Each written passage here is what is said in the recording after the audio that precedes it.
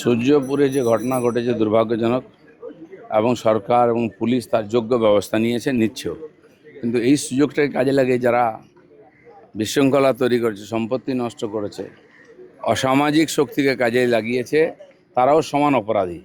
সেজন্য তাদের বিরুদ্ধে ব্যবস্থা হবে, সেটা আমাদের মুখ্যমন্ত্রী বলেছিলেন এবং সে কাজ শুরু হয়েছে। আজ থেকে রাজ্যে গুন্ডা দমন আইন, যারা দাগি গুন্ডা এবং যারা ফ্রেশ নতুন করে গুন্ডামোর কথা ভাবছে তাদের প্রত্যেককে এক বাক্যে শাস্তি। গত বেশ কিছু বছর ধরে পশ্চিমবঙ্গের মানুষ এই যে দাদাগিরি গুন্ডামি দেখেছে না, সবাই তাতে ক্লান্ত, ক্ষুব্ধ। এদের হাত থেকে প্রথম মুক্তি চায়, আর বেশিরভাগ রাজনীতির সঙ্গে যুক্ত লোকগুলো এই গুন্ডামি করেছে। তাই আজকে আমাদেরকে নতুন করে আইন আনতে হয়েছে এবং কড়াকড়িভাবে এই আইনকে ইমপ্লিমেন্ট করা হবে। সেজন্য যারা এখনও হিরো ভাবছে নিজেকে, সাবধান হোক। আর যাদের বিরুদ্ধে এই ধরনের কমপ্লেন অলরেডি হয়ে গেছে তারা তো ছাড়া পাবে না। সাধারণ মানুষ যারা ভয় পাচ্ছেন, এখনও কথা বলছেন না, অনেক ডিপার্টমেন্টে এরকম লুকিয়ে আছে লোক, তারাও গুন্ডামি করছে, তারাও অপরাধী। সেজন্য সবার বিরুদ্ধে এফআইআর করুন, আইন তার ব্যবস্থা করবে। 16 আগস্ট আগে খেলা দিবস হতো, এবার 16 আগস্ট আয়ুষ্মান দিবস পালন করা হবে, কতখানি গুরুত্ব? ঠিকই আছে, সরকার যে সিদ্ধান্ত নিয়েছে সেটা সাধারণ মানুষকে আমরা আগ্রহ করব যে এর সঙ্গে যুক্ত হন, কোনো নেগেটিভ নয়। আর খেলা দিবস এসব হয় না। কোনো ঘটনা ঘটে থাকলে সে মানুষের প্রতি শ্রদ্ধাঞ্জলি দিয়ে যাতে না হয় চেষ্টা করা উচিত। ভালো রাস্তায়, পজিটিভ রাস্তায় আমাদের হাঁটা উচিত সবার। অনেক দলীয় কর্মী, নিচুতলার কর্মী, তাদের ক্ষোভ বিক্ষোভ, তাদের অভিমান, এতদ সত্ত্বেও আজ আপনিও কয়েক ঘন্টার মধ্যে যাবেন বিধানসভায়, যেখানে আপনাদের নব মনোনীত রাজ্যসভার প্রার্থীরা তাদের প্রাথমিক একটা নির্বাচনের প্রথম পদক্ষেপ, যেটা সেখানে এরকম বেশ কিছু নাম রয়েছে যেগুলো নিয়ে এখনো পর্যন্ত দলের নিচু তলার থেকে মাঝারি তলার বিভিন্ন কর্মীদের একটা ক্ষোভ রয়েছে। দেখুন, সব ব্যাপারে সবার মতামত থাকতে পারে। আমাদের পার্টি গণতান্ত্রিক পার্টি, প্রত্যেকটি কর্মীর মতামত আছে আলাদা, আমরা স্বীকার করি। আর প্রতি 3 বছর অন্তর গণতান্ত্রিক নির্বাচন হয়, তার প্রশিক্ষণ চলছে। কিন্তু পার্টি বৃহত্তর ক্ষেত্রে চিন্তাভাবনা করে ডিসিশন নেয়। সর্বভারতীয় পার্টির ডিসিশন, প্রদেশ ডিসিশন নিয়েছে, সেটা সবাইকে মেনে চলতে হবে। এটাকে আমরা ডিসিপ্লিন বলি। সেজন্য ব্যক্তিগত মতামত আমার আলাদা থাকতেই পারে সব ব্যাপারে, সেটা পার্টির মধ্যে কোনো গুরুত্ব নাই। যেটা নির্ণয় সেটা নির্ণয়। সেজন্য পার্টি সর্বভারতীয় ক্ষেত্রে, সর্বভারতীয় পার্টি, লোকসভায় রাজ্যসভায় আমাদেরও মেজরিটি চাই। সেজন্য পার্টি যে সিদ্ধান্ত নিয়েছে এটা সর্বোপরি, এ নিয়ে কোনো কন্ট্রোভার্সি নয়। যারা এটা মানতে পারছেন না তাদেরকে মানার চেষ্টা করতে হবে। 21 সালের আগে আমরা হাজার হাজার লক্ষ লক্ষ লোককে নিয়েছি। এখন সরকার মনে করেছিল ইমিডিয়েট আমাদের অন্য কোনো লোককে নেব না, এটা সাময়িক সিদ্ধান্ত ছিল। আজকে পার্টি সিদ্ধান্তের কিছু পরিবর্তন করেছে, সেটাও মেনে নেওয়ার আমাদের দরকার আছে। সেবাশ্রয়ের নামে ধোঁকাশ্রয়, মহেশতলার একজন মহিলা হাতুড়ে ডাক্তার দিয়ে প্রথমে তার ট্রিটমেন্ট হয়, তারপর তাকে কিছু হোমিওপ্যাথি ওষুধ দেওয়া হয়। অদ্ভুত ব্যাপার, অস্ত্রোপচারের পরে তাকে কিছু হোমিওপ্যাথি ওষুধ দেওয়া হয়, তারপর অ্যালোপ্যাথি যেগুলো দেওয়া হয় সেগুলো মেয়াদ ফুরিয়ে গিয়েছিল।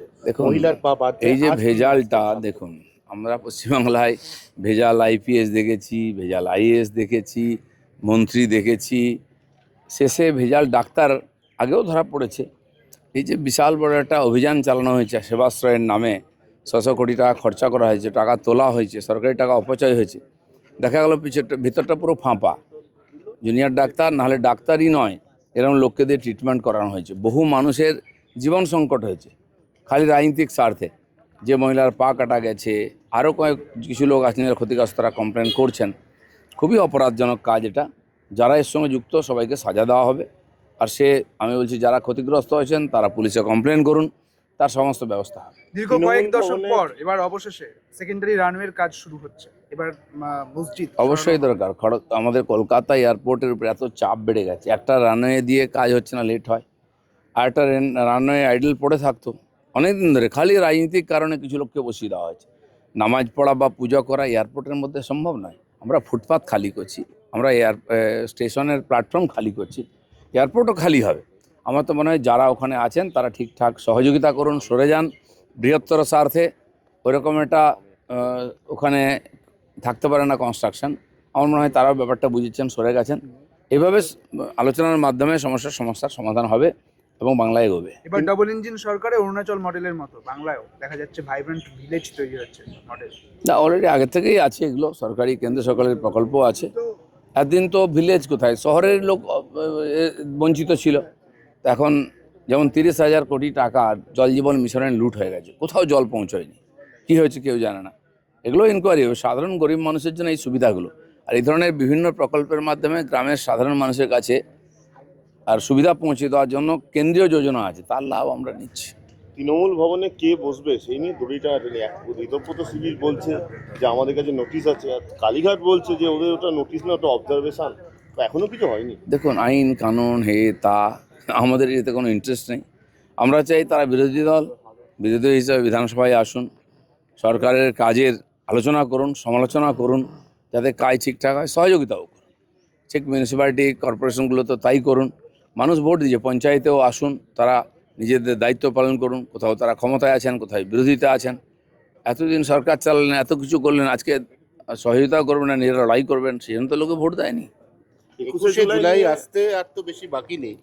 এখন এবারের 21শে জুলাই কোথায় হবে, কারা করবে, কারা আসল এবং কারা নকল, এটা এখনো পর্যন্ত রাজ্যবাসী বুঝতেই পারছে না। এ কেমন সার্কাস জুড়ে দেখুন, একটা জিনিস তো বন্ধ হবে, 21 জুলাইয়ের ডিম ভাত বন্ধ হবে। কমপক্ষে যারা শহীদ তাদের শ্রদ্ধাঞ্জলি দেওয়া হোক, এবং এই যে গণ আন্দোলনের উপরে যে গুলি চালিয়েছে সেই সময়ের বামপন্থী সরকার অমানবিকভাবে, তার নিন্দা হওয়া উচিত। তারা সবাই শহীদ, সবার কাছে তারা শ্রদ্ধেয়। গণতন্ত্র রক্ষায়, গণতান্ত্রিক অধিকার রক্ষায় তারা লড়াই করেছেন, সেটা আমাদের কাছে গুরুত্বপূর্ণ। কে কোথায় করলে এটা গুরুত্বপূর্ণ নয়। আপনাকে আমি 3টে অপশন দিচ্ছি, আপনি এর মধ্যে কাকে বেশি যোগ্য 21শে জুলাই পালনকারী মনে করছেন? আমি কাউকে যোগ্য মনে করি না, কালীঘাট যেন মাথা কাটিয়ে লাভ নেই কোনো। আমরা মনে করি যে সাধারণ সমাজ তাদের শ্রদ্ধাঞ্জলি দিক। হিন্দি